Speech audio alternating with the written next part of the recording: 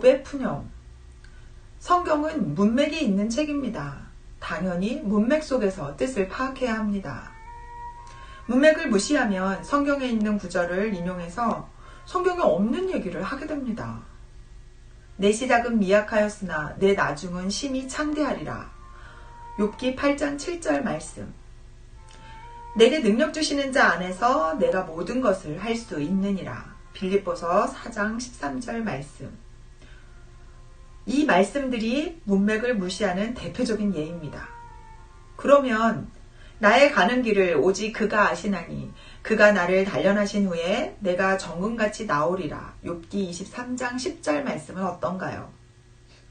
어떤 어려움이 있을 때 자기가 왜 그 어려움에 시달려야 하고 언제면 어려움이 끝나는지는 모르지만 그 어려움이 끝나면 더욱 성숙한 모습을 갖출 수 있을 것이라는 뜻으로 많이 인용합니다.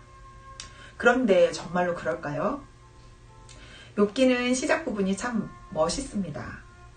잠깐 사이에 그 많던 재산과 자식들을 다 잃은 욥이 내가 모태에서 알몸으로 나왔사온즉 또한 알몸이 그리로 돌아가리라.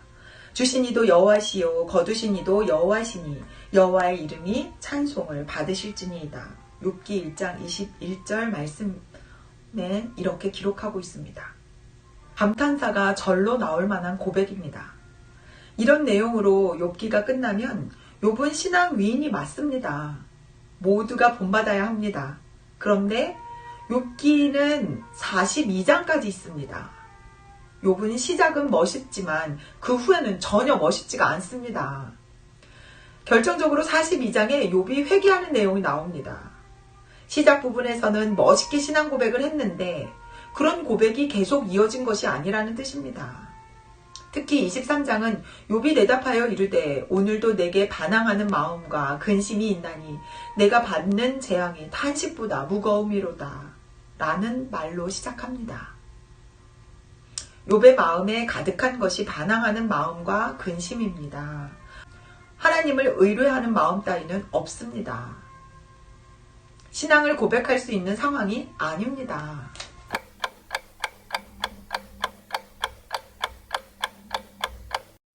결정적으로 42장에 욥이 회개하는 내용이 나옵니다. 시작 부분에서는 멋있게 신앙 고백을 했는데 그 고백이 계속 이어지진 못했다는 뜻입니다. 특히 23장은 욥이 대답하여 이르되 오늘도 내게 반항하는 마음과 근심이 있나니 내가 받는 재앙이 탄식보다 무거움이라 라는 말로 시작합니다. 욥의 마음에 가득한 것이 반항하는 마음과 근심이었습니다. 하나님을 의뢰하는 마음 따위는 없습니다. 신앙을 고백할 수 있는 상황이 아닙니다. 욥기에 계속되는 욥의 불만은 하나님 대체 왜 이러십니까? 저에게 잘못이 있다면 속 시원히 그 이유나 말씀해 주십시오. 사람을 이렇게 억울한 경지에 몰아놓고 이런 방구 얘기도 없는 것은 무슨 경우십니까? 이런 상황입니다. 자기는 아무 잘못이 없는데 왜 이런 고난이 있느냐는 것입니다. 23장도 마찬가지입니다. 욥이 자기 재주로는 도저히 하나님을 찾을 수 없다고 탄식합니다. 동서남북 어디를 봐도 하나님의 자취조차 보이지 않습니다. 하지만 그것은 자기 사정입니다. 욥은 하나님을 보지 못해도 하나님은 욥을 속속들이 알고 계실 것입니다. 욥이 그런 생각을 근거로 푸념을 늘어놓습니다. 나는 하나님이 어디 계신지 알지 못하지만 하나님은 내가 옮기는 발자국 하나하나를 일일이 다 알고 계신다. 그러니 하나님께서 나를 확인하시기만 하면 나에게 아무런 흠도 없다는 사실이 이내 밝혀질 것이다.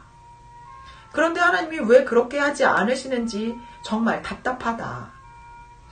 이런 푸념을 나의 가는 길을 오직 그가 아시나니 그가 나를 단련하신 후에 내가 정금같이 나오리라 라고 한 것입니다.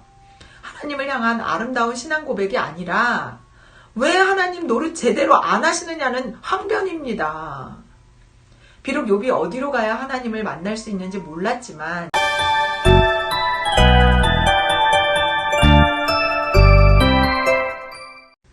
비록 욥이 어디로 가야 하나님을 만날 수 있는지 몰랐지만 알고 있는 사실이 있었다. 지금은 모든 고난을 견디면 조만간 자기는 정금같이 변모될 것이라는 사실이다. 그것 한 가지는 알았다. 비록 욥은 원인을 알 수 없는 고난 중에 있으면서도 하나님이 자기와 함께 하신다는 믿음만은 잃지 않았다. 라는 말은 성경에 없습니다. 제발 왜곡하지 말고 앞뒤 문장 좀 보실까요?